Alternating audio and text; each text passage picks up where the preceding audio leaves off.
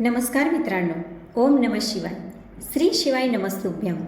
ज्याच्या नशिबात जे लिहिलेले असते ते होतच असते.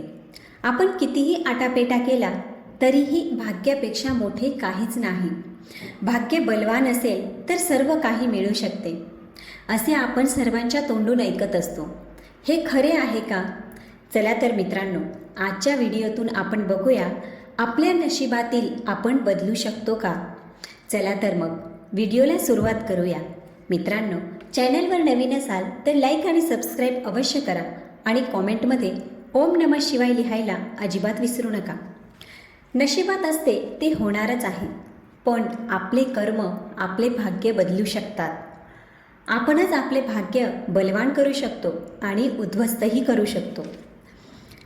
आपल्याला कर्म करायची सूट आहे, मात्र आपण केलेल्या कर्माचे फळ देणे हे परमेश्वराच्या हातात आहे. जसे कर्म तसे फळ मिळते. चांगल्या कर्माचे चांगले फळ आणि वाईट कर्माचे वाईट फळ. मागच्या जन्मात आपण काय कर्म केले आहेत त्याचे फळ नक्कीच आपल्याला ह्या जन्मात मिळते. म्हणूनच कर्म करताना विचार करूनच चांगले कर्म केले पाहिजे. देवाने आपल्याला मनुष्य जन्म दिला आहे आणि मनुष्य जन्म अनमोल आहे.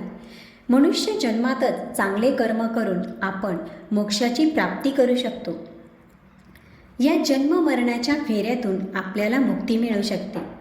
लोकांचे कल्याण, परोपकार, दया, माया, दान, पुण्यकर्म तसेच चांगले कार्य करून मनुष्याला परमेश्वराची भक्ती करायला हवी. तेव्हाच त्याला मोक्षाची प्राप्ती होऊ शकते.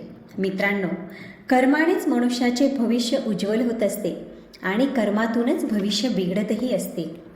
कर्माने आपण आपले भाग्य नक्की बदलू शकतो, पण त्याची काही मर्यादा असते.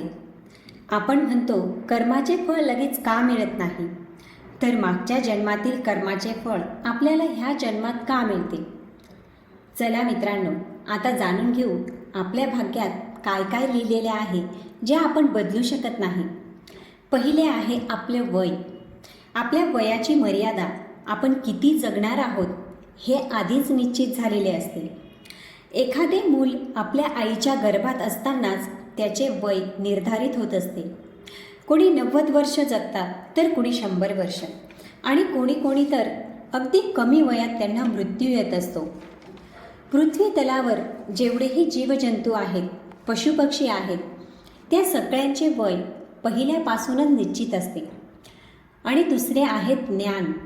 मनुष्याच्या जन्माआधीच नक्की असते की तो भविष्यात किती ज्ञानी आणि विद्वान असेल.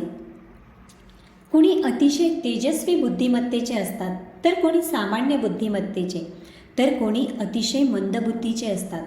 मित्रांनो, तिसरे आहे कर्म.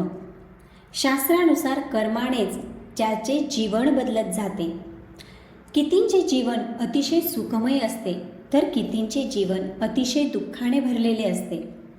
कोणाकोणाच्या जीवनात सुखदुःख म्हणजेच उतार चढाव चालत असतात.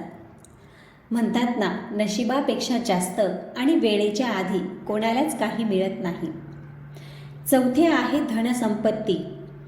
कोणाच्या आयुष्यात किती धनसंपत्ती आहे ते आधीच निश्चित असते.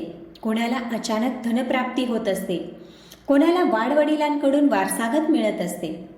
काही लोक खूप मेहनत करूनही फक्त 2 वेळच्या जेवणाची व्यवस्था करू शकतात, तर कोणी इतके धन कमावतात की त्यांच्या 7 पिढ्या बसून खातील तरीही ते संपत नाही.